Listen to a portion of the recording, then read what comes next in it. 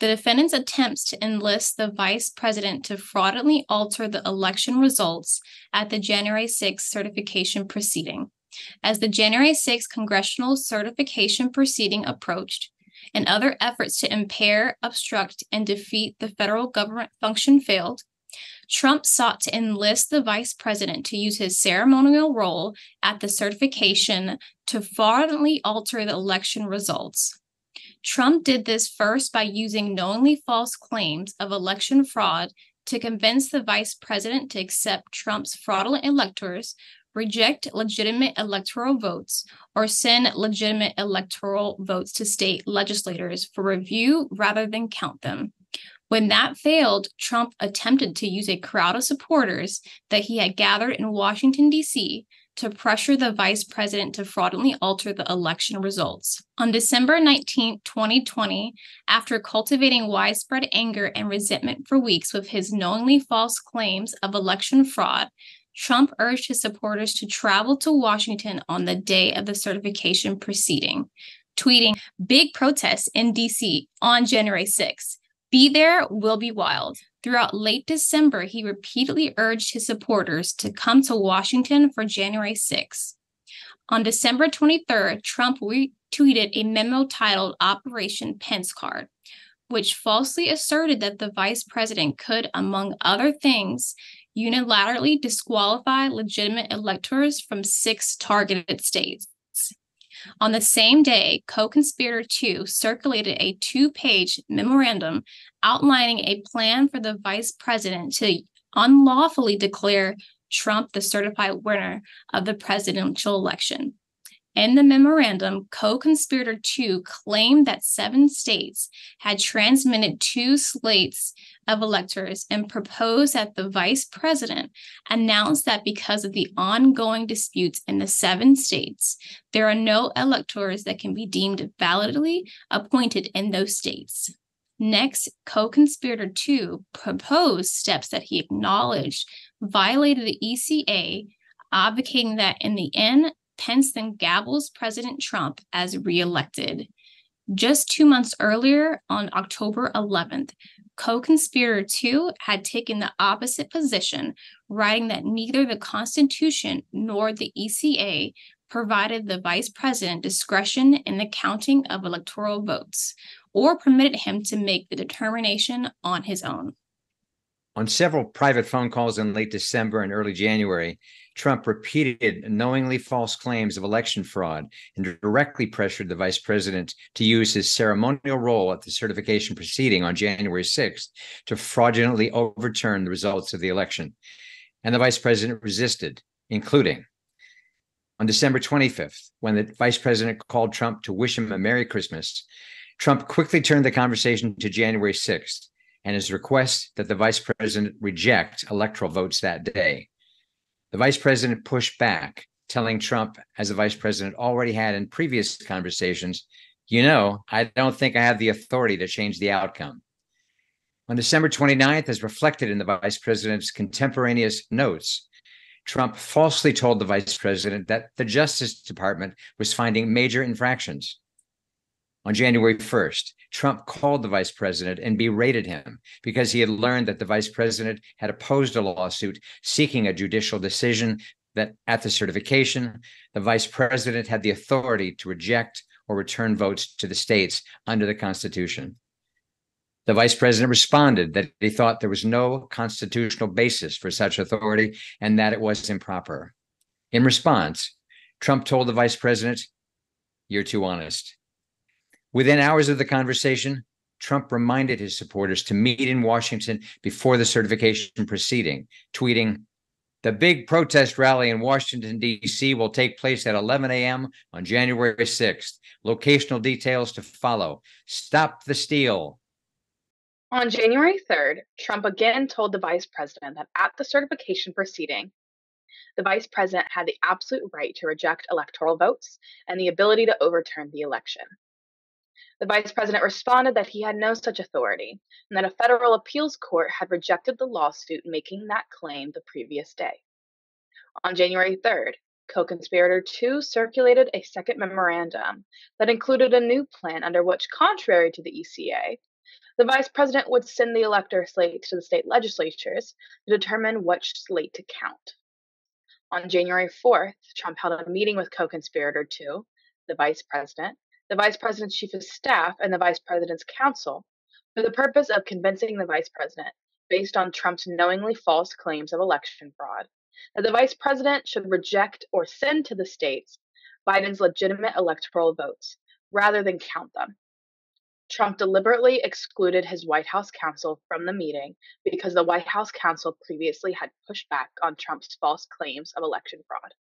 During the meeting, as reflected in the vice president's contemporaneous notes, Trump made knowingly false claims of election fraud, including, bottom line, won every state by hundreds of thousands of votes, and we won every state, and asked regarding a claim his senior Justice Department officials previously had told him was false, including as recently as the night before, what about 205,000 votes more in Pennsylvania than voters? Trump and co-conspirator 2 then asked the vice president to either unilaterally reject the legitimate electors from the 7 targeted states or send the question of which slate was legitimate to the targeted states' legislatures. When the vice president challenged co-conspirator 2 on whether the proposal to return the question to the states was defensible, co-conspirator 2 responded, well, nobody's tested it before. The vice president then told Trump, did you hear that? Even your own counsel is not saying I have that authority. Trump responded, that's okay. I prefer the other suggestion of the vice president rejecting the electors unilaterally. Also, on January 4th, when co-conspirator 2 acknowledged to Trump's senior advisor that no court would support his proposal, the senior advisor told co-conspirator 2, you're going to cause riots in the streets. Co-conspirator 2 responded that there had previously been points in the nation's history where violence was necessary to protect the republic. After that conversation, the senior advisor notified Trump that co-conspirator 2 had conceded that his plan was not going to work. On the morning of January 5th, at Trump's direction, the vice president's chief of staff and the vice president's counsel met again with co-conspirator 2. Co-conspirator 2 now advocated that the vice president do what Trump had said he preferred the day before, unilaterally reject electors from the targeted states. During this meeting, co-conspirator 2 privately acknowledged to the vice president's counsel that he hoped to prevent judicial review of his proposal because he understood that it would be unanimously rejected by the Supreme Court. The vice president's counsel expressed to co-conspirator 2 that following through with the proposal would result in a disastrous situation where the election might have to be decided in the streets. That same day, Trump encouraged supporters to travel to Washington on January 6th, and he set the false expectation that the vice president had the authority to and might use his ceremonial role at the certification proceeding to reverse the election outcome in Trump's favor, including issuing the following tweets. At 11:06 a.m., the vice president has the power to reject fraudulently chosen electors. This was within 40 minutes of Trump's earlier reminder, see you in D.C. At 5:05 p.m., Washington is being inundated with people who don't want to see an election victory stolen. Our country has had enough. They won't take it anymore. We hear you and love you from the Oval Office. At 5:43 p.m., I will be speaking at the Save America rally tomorrow on the Lips at 11 a.m. Eastern. Arrive early. Doors open at 7 a.m. Eastern. Big crowds. Also, on January 5th, Trump met alone with the vice president. When the vice president refused to agree to Trump's request that he obstruct the certification, Trump grew frustrated and told the vice president that Trump would have to publicly criticize him. Upon learning of this, the vice president's chief of staff was concerned for the vice president's safety and alerted the head of the vice president's Secret Service detail. As crowds began to gather in Washington and were audible from the Oval Office, Trump remarked to advisors that the crowd the following day on January 6th was going to be angry. That night, Trump approved and caused Trump's campaign to issue a public statement that Trump knew from his meeting with the vice president only hours earlier was false. The vice president and I are in total agreement that the vice president has the power to act. On January 6th, starting in the early morning hours, Trump again turned to knowingly false statements aimed at pressuring the vice president to fraudulently alter the election outcome and raised publicly the false expectation that the vice president might do so. At 1 a.m., Trump issued a tweet that falsely claimed, if Vice President Mike Pence comes through for us, we will win the presidency. Many states want to decertify the mistake they made in certifying incorrect and even fraudulent numbers in a process not approved by their state legislatures, which it must be. Mike can send it back. At 8:17 a.m., Trump issued a tweet that falsely stated, states want to correct their votes, which they now know were based on irregularities and fraud. Plus, corrupt process never received legislative approval. All Mike Pence has to do is send them back to the states and we win. Do it, Mike. This is a time for extreme courage. On the morning of January 6th, an agent of Trump contacted a United States senator to ask him to hand-deliver documents to the vice president. The agent then facilitated the receipt by the senator's staff of the fraudulent certificates signed by Trump's fraudulent electors in Michigan and Wisconsin, which were believed not to have been delivered to the vice president or the archivist by mail. When one of the senator's staffers contacted a staffer for the vice president by text message to arrange for delivery of what the senator's staffer had been told were alternate slates of electors for Michigan and Wisconsin because archivists didn't receive them, the vice president's staffer rejected them.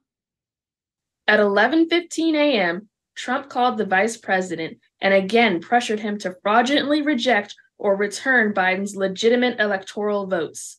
The vice president again refused.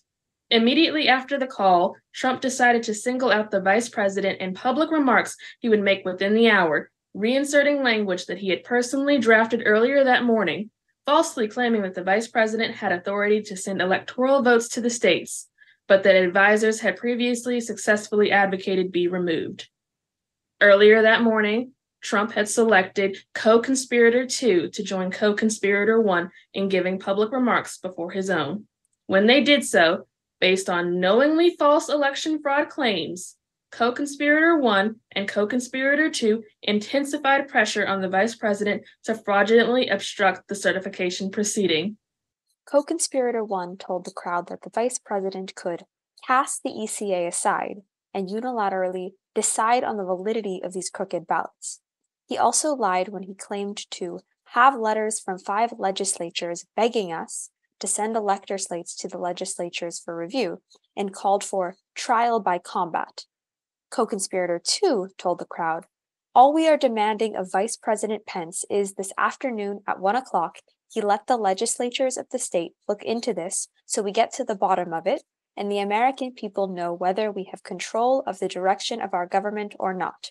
We no longer live in a self-governing republic if we can't get the answer to this question.